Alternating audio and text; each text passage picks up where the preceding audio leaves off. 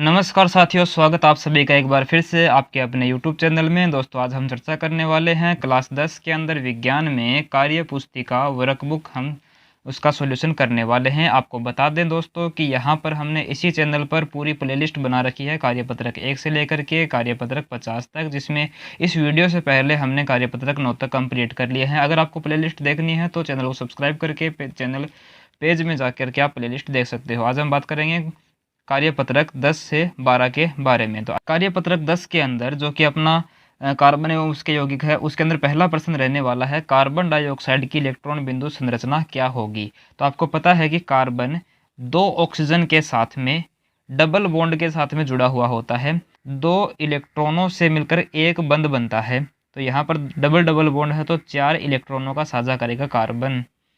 ठीक है, तो इस प्रकार से आप देख सकते हो आराम से इसको। कार्बन ने अपने चारों इलेक्ट्रॉनों का साझा ऑक्सीजन के साथ में किया हुआ है। तो प्रश्न नंबर 2 में कार्बन के 2 गुणधर्म कौन से हैं जिनके कारण हमारे चारों ओर कार्बन यौगिकों की विशाल संख्या दिखाई देती है। तो वो 2 गुणधर्म हो जाएंगे चतुस्संयोजकता तथा श्रृंखलन।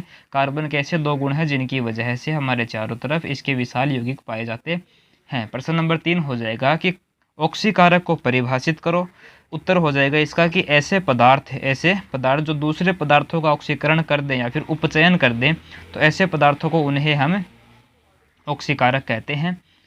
प्रश्न नंबर 4 बोल रहा है सिरका का संगठन बताओ और बाद में उसका उपयोग बताओ। देखो, अगर हम एसिटिक अम्ल के 3 से 4% जलीय विलयन को लें तो उसी को हम सिरका कहते हैं। इसका मतलब ये होगा कि लगभग 3% तो हम 3 भाग तो हम एसिटिक अम्ल का लेंगे और बाकी जो बच गया 97 भाग उसको हम पानी से पूरा करेंगे। ठीक है, तो जो विलयन बनेगा उसको हम एसिटिक अम्ल बोलेंगे। इसका उपयोग और देख लो, इसका उपयोग परिरक्षण हेतु किया जाता है। और दूसरा उपयोग भी सुन लो कि आपके आसपास में जो पानी पूरी गोलगप्पे वाले होते हैं उनका पानी जो खट्टा खट्टा लगता है आपको, उसमें भी एसिटिक अम्ल मिलाया जाता है। प्रश्न नंबर 5 की हम बात करें तो मिसेल संरचना का चित्र आपको बनाना है। आराम से इस चित्र को आप देख सकते हो, जिसके सेंटर में तेल या फिर मेल है और बाहर वाला सिरा आयनिक भाग होता है, नेगेटिव चार्ज होता है इसके ऊपर, जिसको हम जल रागी सिरा कहते हैं। और अंदर वाले जो ये लाइन दिख रही है आपको जिगजैग, ये हाइड्रोकार्बन भाग होता है जो कि जल विरोधी सिरा होता है, इसे हम पूंछ भी कहते हैं।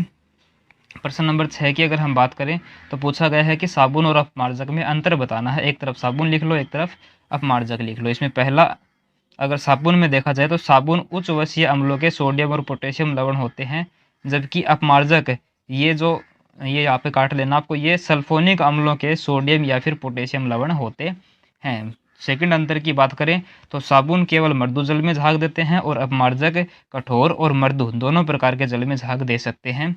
साबुन की बात करें तो जल में घुलने में टाइम लेते हैं, समय लेते हैं, जबकि अपमार्जक जल में तीव्रता से घुलते हैं। ये दोनों में अंतर हो जाएगा। बात कर लेते हैं अब कार्यपत्रक 11 के अंदर प्रश्न नंबर 1 की। पूछा गया है कि CH4 मेथेन का आणविक सूत्र है। ठीक है, तो इसके अंदर कितने उप सहसंयोजक आबंध 6 हैं कि 7 है कि 5 है कि 4 हैं। तो इसका सही आंसर हो जाएगा 4 सहसंयोजक आबंध होते हैं इसके अंदर। प्रश्न नंबर 2 की अगर हम बात करें निम्नलिखित रासायनिक समीकरण को पूरा कीजिए।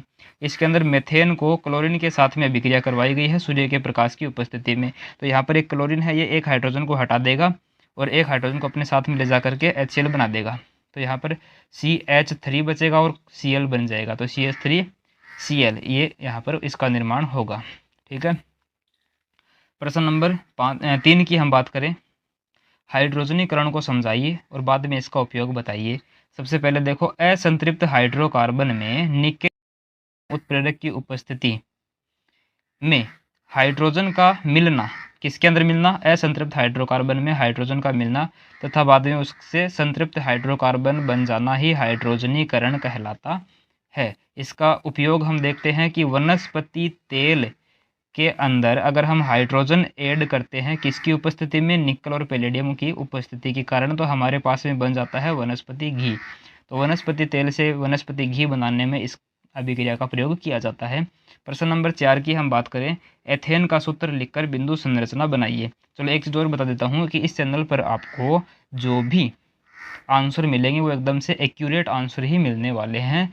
अगर किसी भी क्वेश्चन के अंदर मतभेद है तो उसका पूरी रिसर्च के बाद में ही यहाँ पर लिखा जाता है। तो निश्चिंत रहे, कोई भी आंसर आपका गलत यहाँ से नहीं होने वाला, एकदम सटीक आंसर ही मिलेगा। कहीं पर भी जा कर के आप उसको मैच कर सकते हो। ठीक है, प्रश्न नंबर 4 की बात करें तो एथेन का सूत्र लिखना है। सूत्र ये हो गया C2H6 और बिंदु संरचना बनानी है। बिंदु संरचना मैंने आपको पहले बताया हुआ है कि बंध बनाने में भाग लेने वाले इलेक्ट्रॉन को अगर बिंदु के रूप में दर्शा दिया जाए तो वो इलेक्ट्रॉन बिंदु संरचना हो जाती है। यहाँ पर जहाँ भी आपको एकल बंध दिख रहा है उनकी जगह बस 2-2 इलेक्ट्रॉन रख देने हैं, बाकी इनके सर्किल कर देने हैं, ठीक है, गोले बना देने हैं। तो आराम से इसको देख सकते हो, प्रत्येक एकल बंध की जगह हमने 2-2 इलेक्ट्रॉन रख दिए हैं, ठीक है। चलो प्रश्न नंबर 5 की बात करें। निम्नलिखित यौगिकों के सूत्र लिखने बस आपको।